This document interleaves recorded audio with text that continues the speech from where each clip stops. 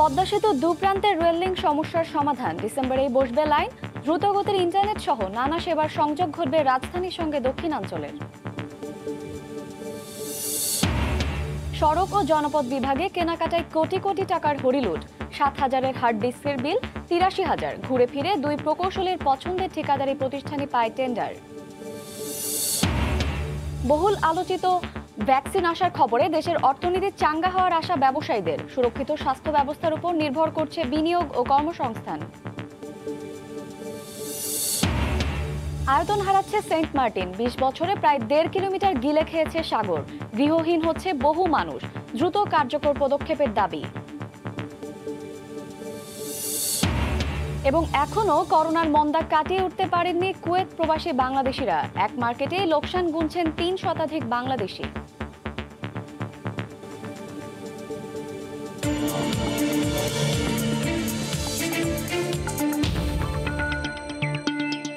দেখছিলেন শিরোনাম। আমন্ত্রণ জানাচ্ছি দেশ ও দেশের বাইরের অর্থ বাণিজ্যের নানা খবর নিয়ে আমাদের নিয়মিত আয়োজন এ সময়ের বাণিজ্যে। আপনাদের সঙ্গে আছি আমি শায়লা রহমান ইমা। এবার সড়ক ও জনপথ বিভাগে বিভিন্ন নিরাপত্তা সামগ্রী ক্রয়ে বিপুল অর্থ নয়ছয়ের অভিযোগ উঠেছে। সময় সংবাদের অনুসন্ধানে দেখা গেছে এসব যন্ত্রাংশ বাজার মূল্যের চেয়ে 2 থেকে 20 গুণ দামে কেনা হয়েছে। অভিযোগের বিষয়ে জানতে গেলে অভিযুক্ত দুই প্রকৌশলীর একজন অফিস থেকে পালিয়ে যান, আরেকজন নানা প্রশ্ন ছুড়েন সংবাদের প্রতিবেদককে। শাকির আহমেদের রিপোর্ট। গত বছরের মে মাসে 4টি টেন্ডারের মাধ্যমে নিরাপত্তা সরঞ্জাম ও কম্পিউটার যন্ত্রাংশ সহ বেশ কিছু সামগ্রী কেনাকাটা করে সড়ক ও জনপথ বিভাগ।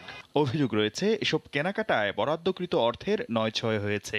বিলের কপি সংগ্রহ করে দেখা যায় 20টি আন্ডার চেকিং মিররের দাম দেখানো হয়েছে 10,80,000 টাকা। বাজার ঘুরে দেখা যায় এসব মূল্যবিলে দেখানো হয়েছে দামের চেয়ে আরও কয়েক গুণ বেশি। 3,000 টাকা মূল্যের 43টি স্ক্যানার কেনা হয়েছে 7,74,000 টাকায়। 6,000 টাকা মূল্যের নেটওয়ার্ক ভিডিও রেকর্ডারের দাম ধরা হয়েছে 82,000 টাকা। 7,000 টাকার হার্ড ডিস্ক কেনা হয়েছে 83,000 টাকায়। আর 23,000 টাকা মূল্যের 27 ইঞ্চি এলইডি মনিটরের দাম দেখানো হয়েছে 72,000 টাকা। 27 ইঞ্চি মনিটর সর্বনিম্ন দাম হচ্ছে 24,000 থেকে 30-35,000 টাকা। 900 টাকার সেফটি বেল্ট কেনা হয়েছে 28,000 টাকায়। আর 250 টাকার সেফটি হেলমেট কেনা হয়েছে 4,000 টাকায়। এছাড়া 150 টাকা দামের ট্রাফিক বাটনের দাম ধরা হয়েছে 7,000 টাকা। সেফটি হেলমেট এটা হলো হেভি কোয়ালিটি, এটা রেট হলো 350, আর মিডিয়াম কোয়ালিটি এটা রেট হলো 250 টাকা। অনিয়মের বিষয়ে সড়ক ও জনপথ বিভাগের প্রধান প্রকৌশলীর সাথে যোগাযোগ করা হলে তিনি দরপত্র আহ্বানকারী ও কেনাকাটার দায়িত্বপ্রাপ্ত সংগ্রহ ও সংরক্ষণ বিভাগের সাথে কথা বলার পরামর্শ দেন।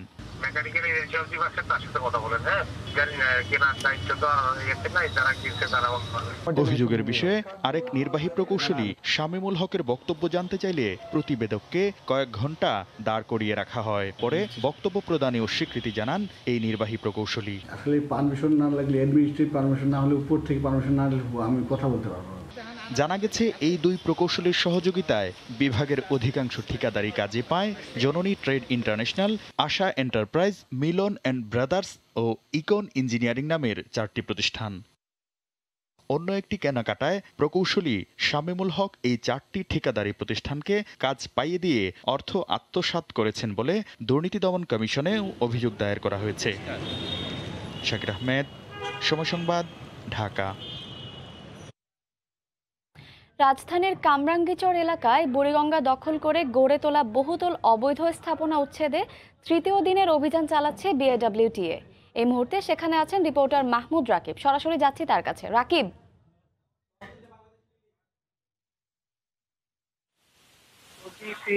দখল করে বিপুল পরিমাণ জায়গা দখল করে এই এলাকায় অসংখ্য স্থাপনা নির্মাণ করা হয়েছে। মূলত সেগুলোই আজকে 3য় দিন, 4 দিন ব্যাপী উচ্ছেদের, তো সেই উচ্ছেদ অভিযান চলছে। আপনি দেখছেন যে আমার সামনে স্থাপনা নির্মাণ করা হয়েছে, মূলত সেগুলোই আজকে 3য় দিন, 4 দিন ব্যাপী উচ্ছেদের, তো সেই উচ্ছেদ অভিযান চলছে। আপনি দেখছেন যে আমার সামনে যে ভবনটি রয়েছে এটি একটি 3তলা বহুতল ভবন। সেই ভবনটি মূলত বুড়িগঙ্গা নদীর তীরের জায়গা দখল করে নির্মাণ করা হয়েছে এমন অভিযোগের ভিত্তিতেই কিন্তু এই উচ্ছেদ অভিযান। তো এখানে আজ হলো বুধবার, গেল সোমবার থেকে এই উচ্ছেদ অভিযান শুরু হয়েছে।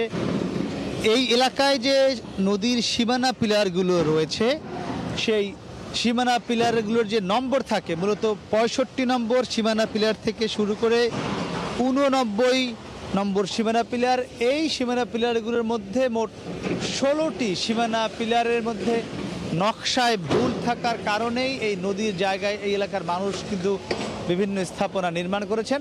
তো সেই নকশা বহির্ভূত যে ভবনগুলো রয়েছে কিংবা নদীর যে সীমানা পিলার রয়েছে, সেই সীমানা পিলারের যে নতুন স্থায়ী সীমানা পিলার বসানো হচ্ছে ঢাকার চারপাশে, আপনি জানেন সেই নতুন সীমানা পিলার মূলত স্থাপনের জন্যই এই বুড়িগঙ্গা পাড়ের এই উচ্ছেদ অভিযান।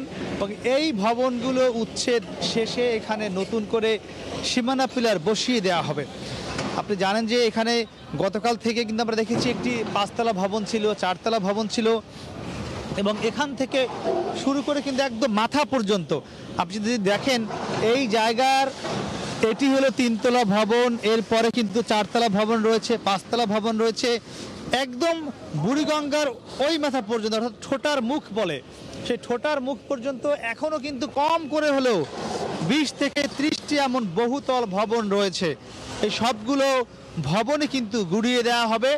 আপনি দেখছেন এখন যেখানে এই মেশিনটি রয়েছে, এক্সকাভেটর মেশিন, এই মেশিনটিও কিন্তু একটি 3তলা ভবনের উপর, অর্থাৎ এই 3তলা ভবনটিও কিন্তু গুড়িয়ে দেওয়া হয়েছে। গুড়িয়ে দিয়েই কিন্তু এই অবস্থায় এসে দাঁড় হয়েছে এখন পর্যন্ত। তো সেই স্থাপনাগুলো আমরা গতকালও দেখেছি, এবং এখন যে ভবনটি আপনি দেখছেন, এই ভবনটির নিচতলায় কিন্তু একটি মাছের বাজার ছিল। সেই মাছের বাজারটিও ইতিমধ্যেই যারা সেখানে মাছ বিক্রি করতো, ব্যবসায়ী ছিল, তারাও ইতিমধ্যে সেখান থেকে সরে গিয়েছে। তা আমরা কিন্তু সেটি আপনাকে গত দুদিন ধরেই জানাচ্ছিলাম এই উচ্ছেদ অভিযান। এবং আপনি দেখেন যে এখানে কিন্তু একটি রাস্তা রয়েছে, রাস্তার পাশেই বুড়িগঙ্গা নদী। এই রাস্তাটি হলো মূলত বেড়িবাঁধের রাস্তা। তো সেই বেড়িবাঁধের পাশেই মূলত সীমানা পিলারগুলো ছিল এতদিন। সেই সীমানা পিলারগুলো ছিল কিছুটা ভুল জায়গায়, কিছুটা নদীর জায়গার মধ্যে। তো সেই নদীর জায়গা থেকে সীমানা পিলারগুলো সরিয়ে নতুন যে আরএস এবং সিএস দাগ অনুযায়ী সেই মূলত সেই জায়গাগুলোতেই এখন নতুন করে স্থায়ী সীমানা পিলার বসিয়ে দেওয়া হবে। সে কারণেই এই উচ্ছেদ অভিযান করছে বিআইডব্লিউটিএ। তা আমরা একটু এই উচ্ছেদ অভিযানের যে নেতৃত্ব দিচ্ছেন বিআইডব্লিউটি এর যুগ্ম পরিচালক গুলজার আলী, আমরা একটু তার সাথে কথা বলার চেষ্টা করব।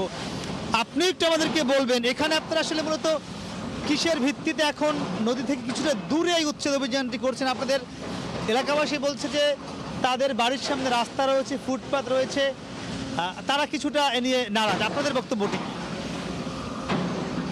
তাদের বক্তব্য সঠিক নয়, কারণ আপনারা জানেন যে এই সীমানা পিলার আমরা 2012 সালে গণপূর্ত বিভাগ কর্তৃক প্রতিস্থাপন করা হয়।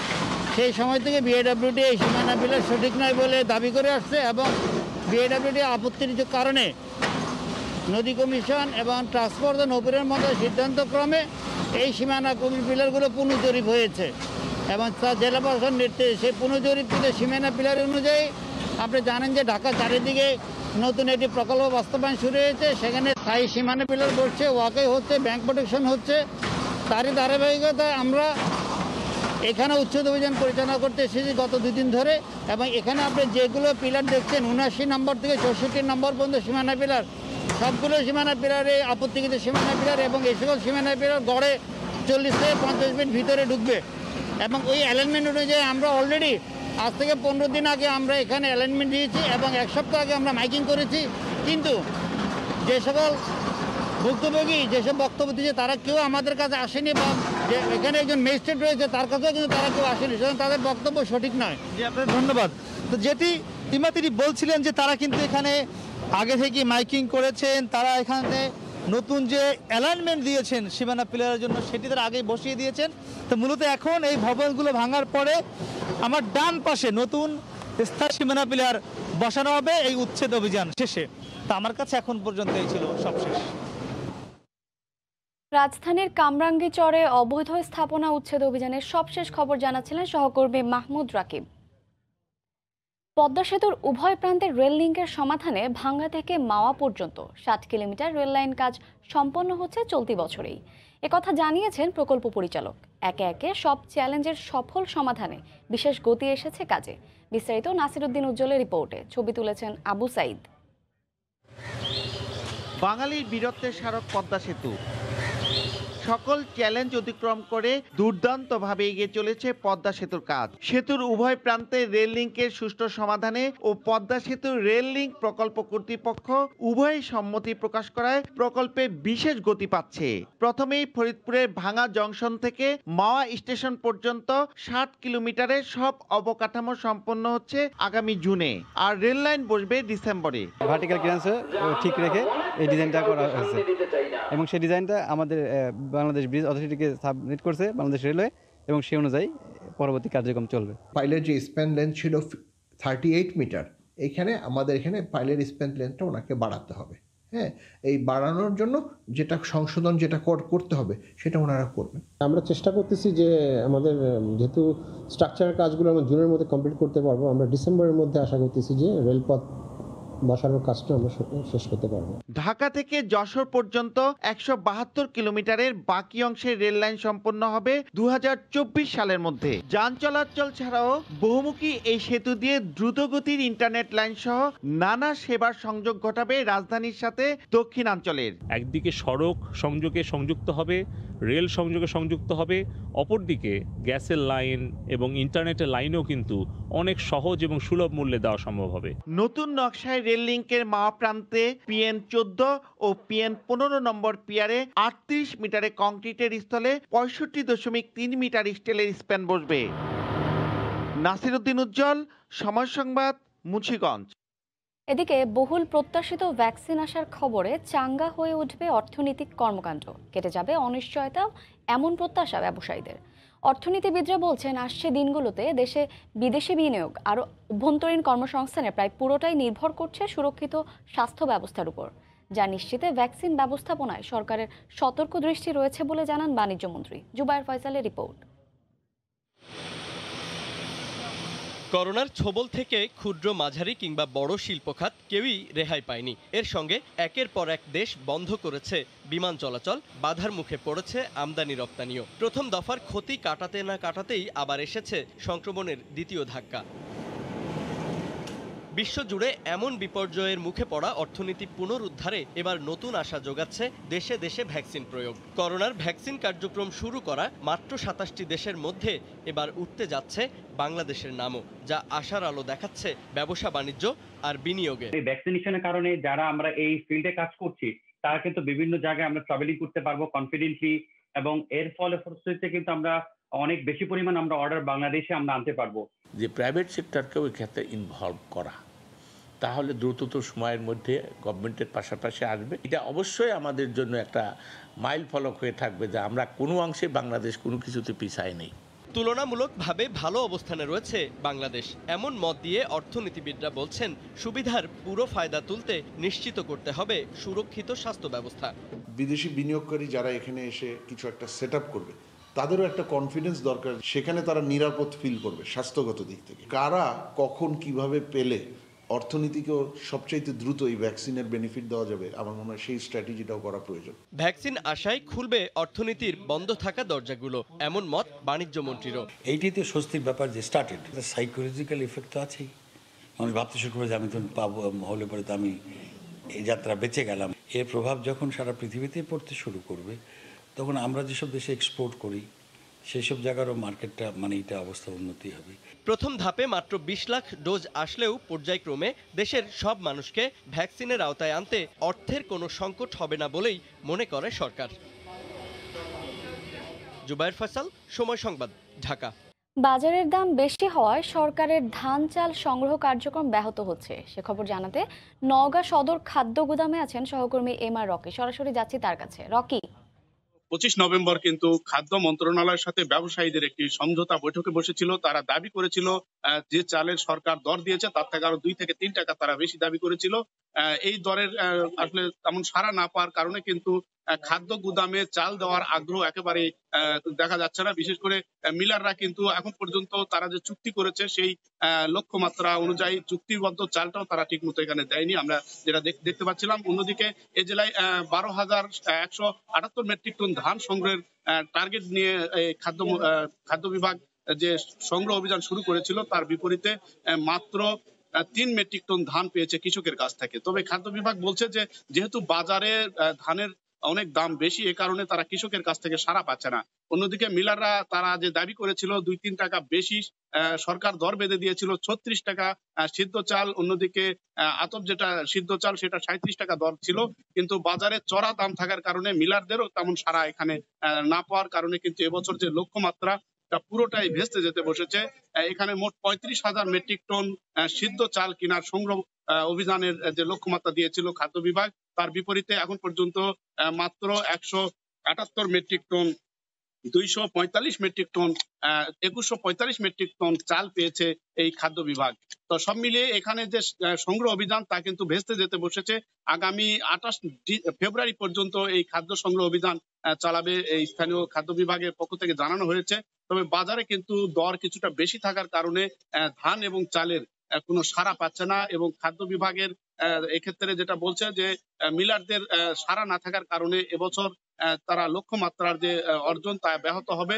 অন্যদিকে বাজারে কিন্তু ধানের বাজার এখন পর্যন্ত যেটা বিক্রি হচ্ছে 1100 টাকা পর্যন্ত সর্বোচ্চ দরে, সরকারি দর যেটা বেঁধে দেওয়া হয়েছে 1040 টাকা।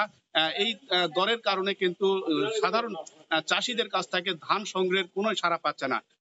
জেলায় কিন্তু এখন পর্যন্ত একেবারেই সামান্য ধান কিনতে পেরেছে মাত্র 3 মেট্রিক টন, যেখানে 12,000 মেট্রিক টন ধানের সংগ্রহ দেওয়া হয়েছিল। তো এই সংগ্রহ অভিযান পুরোটাই ব্যাহত হতে যাচ্ছে এমন লক্ষ্যমাত্রা কিন্তু এখানে খাদ্য বিভাগ থেকে আমরা পাচ্ছি।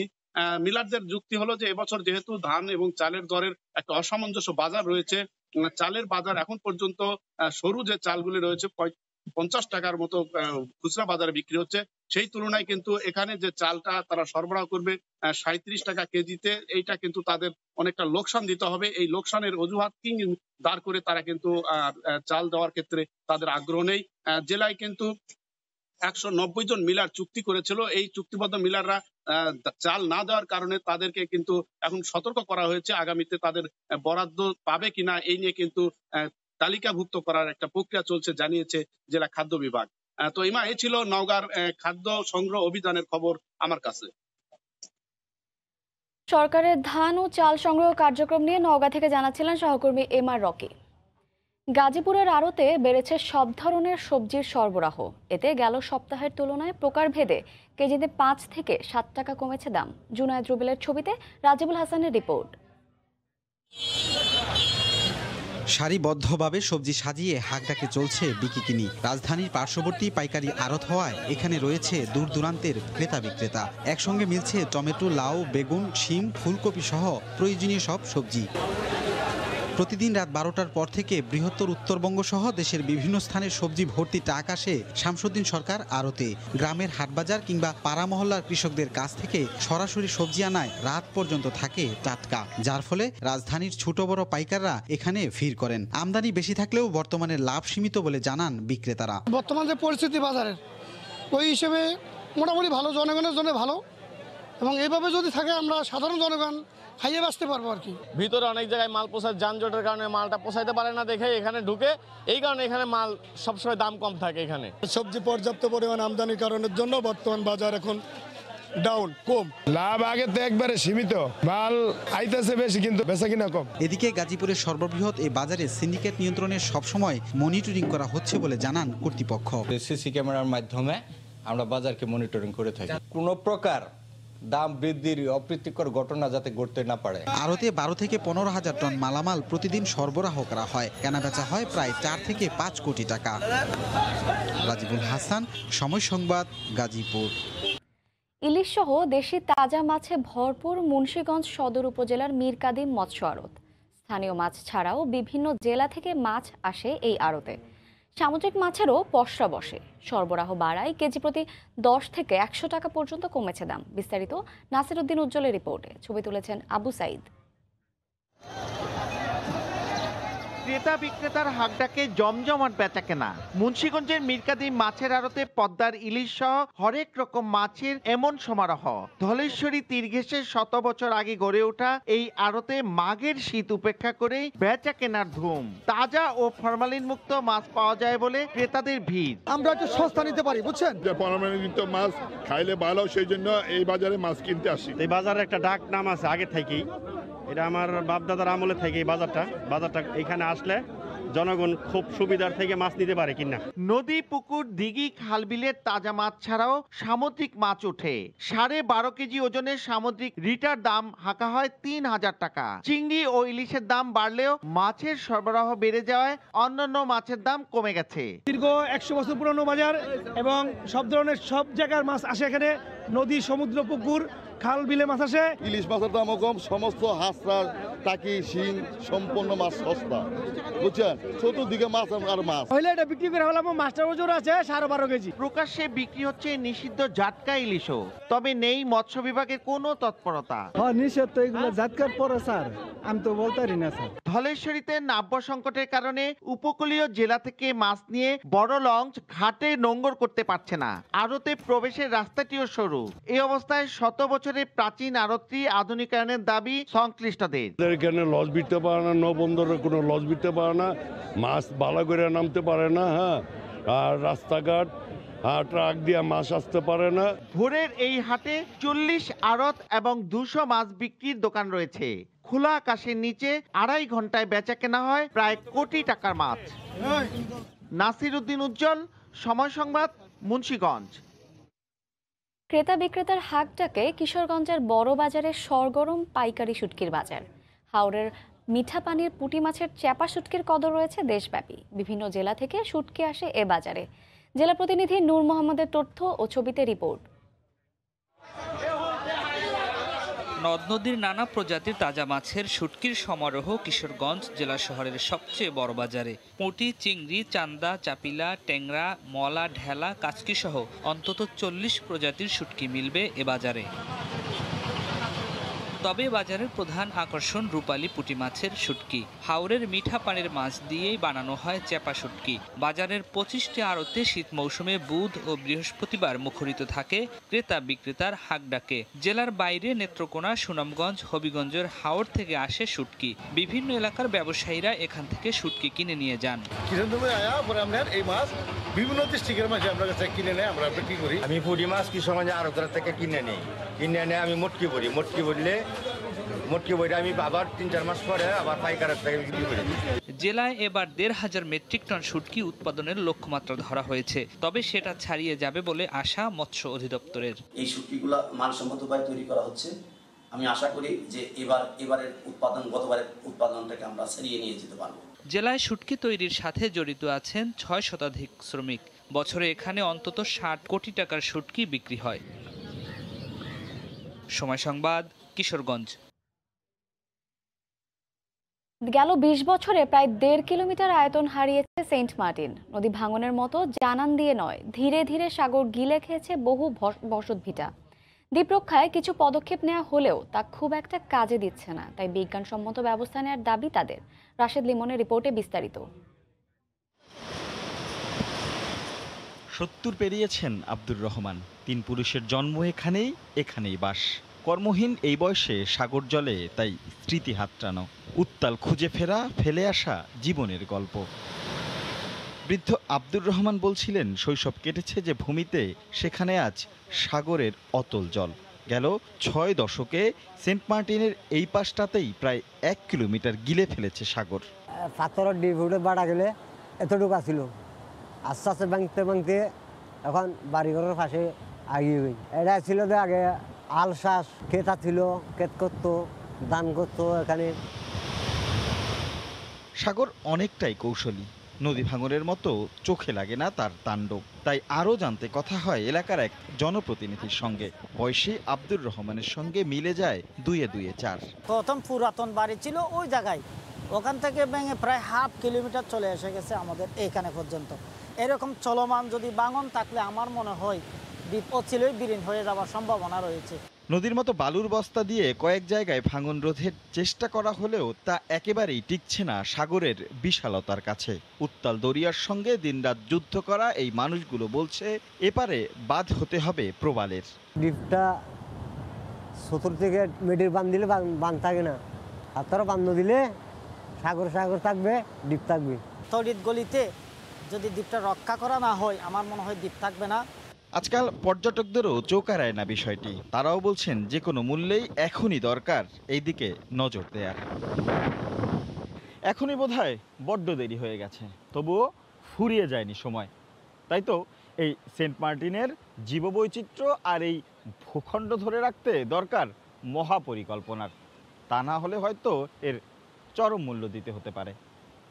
রাশেদ লিমন, সময় সংবাদ, সেন্ট মার্টিন। তামিম ইকবাল হতে যাচ্ছেন নেসলের চকলেট মোল্ড কোমল পানীয়র মাইলোর ব্র্যান্ড অ্যাম্বাসেডর। গতকাল এক অনুষ্ঠানে নেসলের সাথে এ সংক্রান্ত একটি চুক্তি স্বাক্ষর করেন দেশের সেরা ব্যাটসম্যান তামিম ইকবাল। এ বিষয়ে তামিম ইকবাল বলেন, মাইলো তার ক্যারিয়ারের সাফল্যের অংশ। নেসলে বাংলাদেশের যোগাযোগ ও মার্কেটিং বিভাগের প্রধান শাম্মী রুবায়েত করিম বলেন, তামিম ইকবাল একযোগে দেশের জন্য সেরাটা নিয়ে আসবে।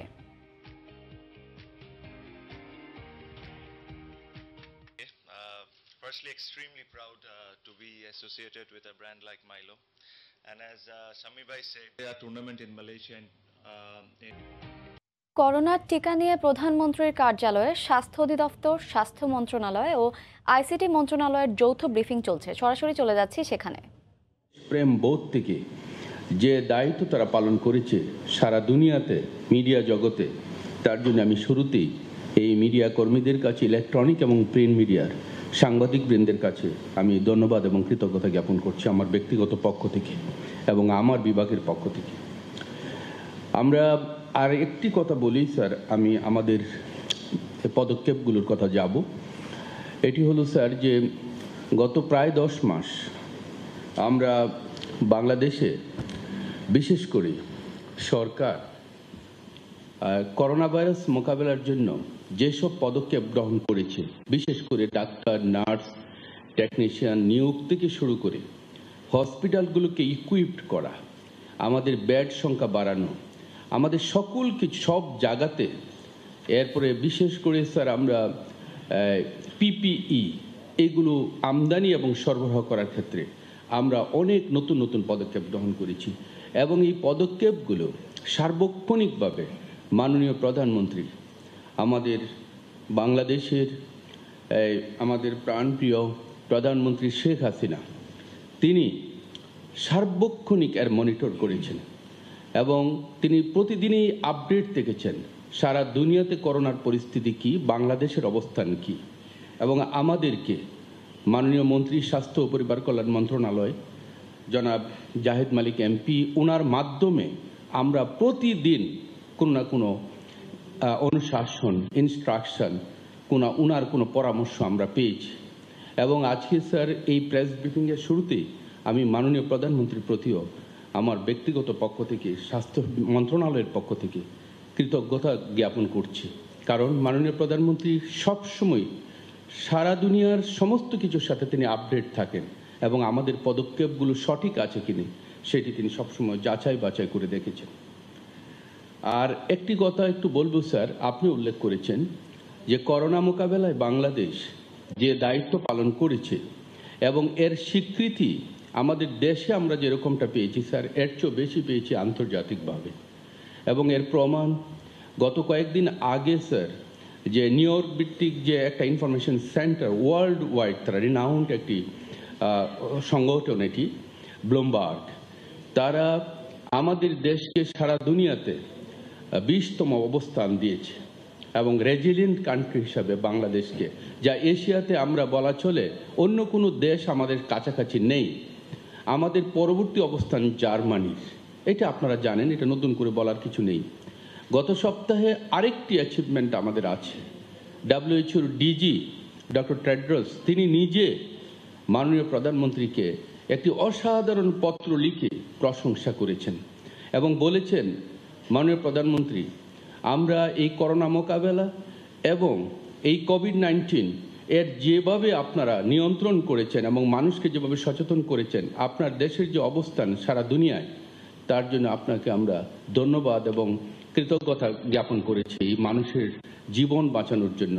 একই সাথে তিনি বলেছেন এক পর্যায়ে এসে যে মাননীয় প্রধানমন্ত্রীর সাথে ভবিষ্যতে যে কোনো বিষয়ে তিনি কাজ করতে আগ্রহী। এটি আমি মনে করি একটা বিরল একটি ঘটনা বাংলাদেশের ক্ষেত্রে। এবং আমরা এই আজকের এই অনুষ্ঠান থেকে আমরা WHOর মহাপরিচালক মহোদয়কেও ধন্যবাদ এবং কৃতজ্ঞতা জ্ঞাপন করছি। আর বাকি পদক্ষেপগুলো সবই আমরা জানেন, যেহেতু স্যার আপনি বলেছেন যে প্রতিদিনই আমরা কিছু না কিছু আপডেট করে দিয়েছি মিডিয়াকে, আমরা কোথায় আছি, আমাদের অবস্থানটা কি, এটি মিডিয়ার কর্মী যারা আছেন তারা সবাই জানেন। স্যার গতকালকেও মাননীয় মন্ত্রী স্বাস্থ্য ও পরিবার কল্যাণ মন্ত্রণালয় জনাব জাহিদ মালিক MP তিনি ডিজি মহোদয়ের কার্যালয় থেকে তিনি একটা ব্রিফিং কিন্তু করেছেন। এই ব্রিফিংটা ছিল মূলত আগামীকাল, যেটি আজকে আসার কথা ছিল, আগামীকাল ভারত সরকার থেকে আমাদেরকে উপহার স্বরূপ যে 2 মিলিয়ন বা 20 লক্ষ ডোজ ভ্যাকসিন আমাদেরকে দিচ্ছে, সেটি আজকে আসার কথা ছিল। একটি ফ্লাইটের বিলম্বের কারণে, শিডিউল একটু চেঞ্জের কারণে এটি আগামীকাল আসবে। এই ব্রিফিংটা অলরেডি গতকালকে তিনি করে দিয়েছেন। তবু আমি একটু আমাদের স্টেপগুলোর কথা বলছি, পরে আপনাদের প্রশ্নের উত্তর আমি দিতে পারবো। আমাদের মহাপরিচালক স্বাস্থ্য তিনিও এখানে আছেন। আমি স্বাস্থ্যসেবা বিভাগের পদক্ষেপগুলো বলছি, এই ডোজগুলো আসার পরে আমরা কি করব, এবং যে 50 লক্ষ আমরা আমাদের চুক্তি অনুযায়ী সিরাম ইনস্টিটিউট থেকে কিনে নিয়ে আসছি, ক্রয় করে আনবো আমরা, সেগুলো আর 20 লক্ষ, সেই 70 লক্ষকে আমরা কিভাবে আমরা মানুষকে পৌঁছাতে পারবো তার একটি স্টেপ আমরা নিয়েছি। কতগুলো পদক্ষেপ, এগুলো আমরা বলছি। প্রথমে আমি বলছি যে ভ্যাকসিন সংক্রান্ত কোভিড-19 মোকাবেলায় আমাদের প্রস্তুতি সমূহ চলমান রয়েছে। গতকাল 19 জানুয়ারি 2021, এর মানে জাস্ট গতকালকে জাতীয় কমিটি, আপনারা জানেন, এর তৃতীয় সভাটি আমরা করেছিলাম এই দপ্তরেই উপরের তলায়। এখান থেকে আমাদের অনেকগুলো সিদ্ধান্ত আমরা নিয়েছিলাম। তো আগামীকাল অর্থাৎ 21 জানুয়ারি 2021 তারিখে দুপুর 1:30টায় এয়ার ইন্ডিয়ার ফ্লাইটে ভারত সরকারের পক্ষ থেকে উপহার স্বরূপ 2 মিলিয়ন 20 লক্ষ ডোজ কোভিড-19 ভ্যাকসিন আমরা পাবো। এই ভ্যাকসিনগুলো আপনারা জানেন এটাও কিন্তু সিরামেরই, অ্যাস্ট্রাজেনেকার, সেটি আমরা আনছি, যেটা আমরা চুক্তি করেছি যাদের সাথে, সেই কোম্পানিরই তৈরি অক্সফোর্ডের সেই ভ্যাকসিনটাই কিন্তু এখানে আসছে। ভ্যাকসিনকো ফার্মাসিউটিক্যালের সূত্রে জানা গেছে আগামী 25 জানুয়ারি 2021 তারিখে 50 লক্ষ ডোজ ভ্যাকসিন বাংলাদেশে পৌঁছবে। এটা হলো আমি যেটা বলেছি আমাদের নিজেরটা, আমরা যারা ক্রয় করে নিয়ে আসছি আমাদের নিজের টাকায়। মাননীয় স্বাস্থ্যমন্ত্রী মহোদয় বাংলাদেশ সরকারের পক্ষ থেকে উপহার স্বরূপ 20 লক্ষ ডোজ ভ্যাকসিন গ্রহণ করবেন। ভারতীয় হাই কমিশনার ও অন্যান্য উচ্চপদস্থ কর্মকর্তাবৃন্দ ও সংশ্লিষ্ট দপ্তরের কর্মপ্রতিনিধিবৃন্দ সেখানে উপস্থিত থাকবেন। এটি এয়ারপোর্টের কথা আমরা বলছি, যখন এটা অবতরণ করবে।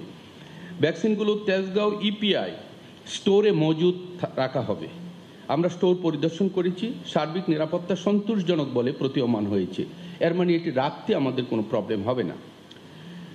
প্রথম 20 লক্ষ ও পরে 50 লক্ষ, মোট 70 লক্ষ ভ্যাকসিন পাওয়ার পর 60 লক্ষ ভ্যাকসিন প্রথম মাসে দেওয়া হবে।